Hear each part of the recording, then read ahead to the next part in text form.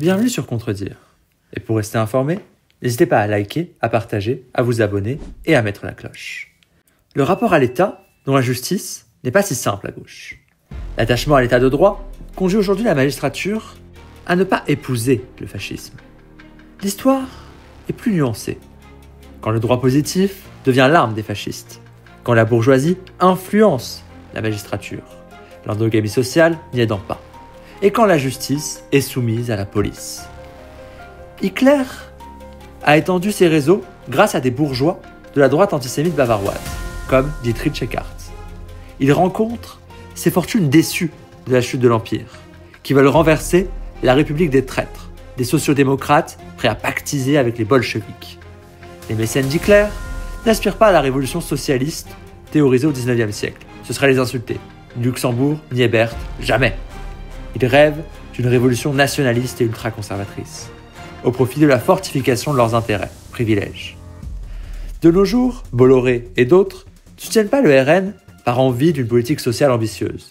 Derrière tous ces mensonges, le RN va défendre les intérêts des Bolloré de ce pays. Passer de contre la réforme de Macron à la retraite à 66 ans en dernier exemple.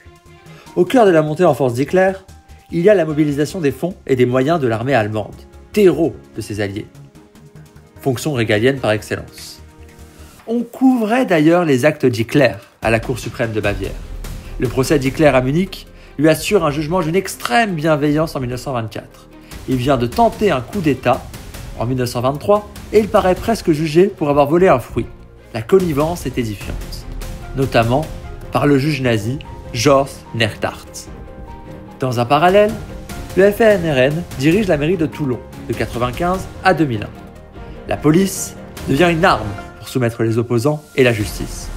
Le substitut du procureur Albert Lévy devient la cible. Il tient trop à l'indépendance de sa fonction et sa confession juive les enrage.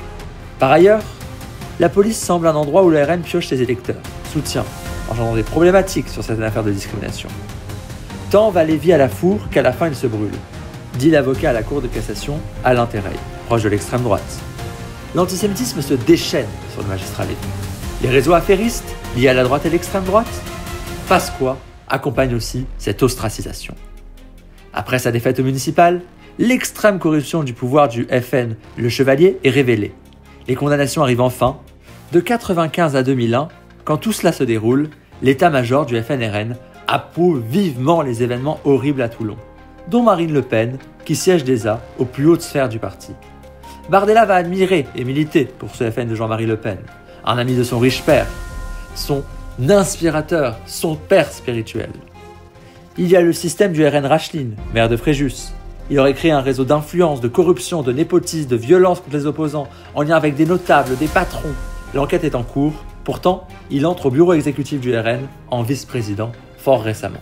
Du régime de Vichy au régime d'Hitler, à Mussolini, à Francisco Franco, le droit positif est devenu le droit fasciste. Telle est la nuance à ne pas oublier à gauche. Et que les excès positivistes peuvent mener aussi à un mur. Si demain Mélanie va au bout de ses réformes anéantissant l'indépendance de la justice, ce sera le droit positif. L'état de droit peut donc être une barrière au fascisme. Mais comme toute barrière, elle a ses limites au cœur du capitalisme. Césaire disait, au bout du capitalisme, désireux de se survivre, il y a Hitler. Qu'est-ce que vous en pensez en commentaire ? Au plaisir de vous lire. Merci d'avoir regardé la vidéo. Merci de votre attention et à bientôt.